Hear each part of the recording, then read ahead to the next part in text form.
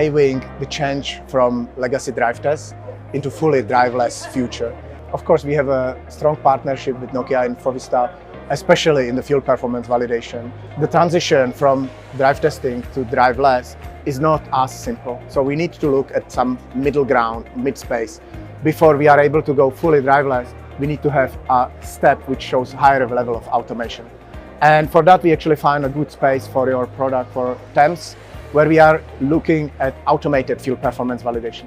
So what we do, we are taking pieces of the drive test and taking them away. So for example, instead of having a car with the driver and an engineer, we can go to a middle ground where we still have the car and the driver, but we have a tools which are then without the engineer, and the operator can be maybe remotely in the backend.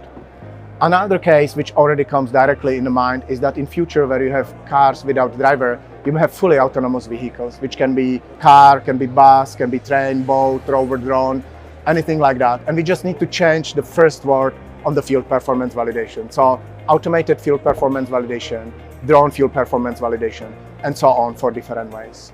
So you actually help us to transit and pave the way going forward. Today, when we are using AFPV, automated field performance validation, and we are having, let's say, fully cloud-native backend, we are able to capitalize on the big data. We can democratize the data, make it available for higher-level analysis. We can use AI, do insights, compare different drive tests in different countries, in different operators, help make benchmarking simpler, find problems faster. And of course, the more data you have, the higher accuracy your algorithms will work on.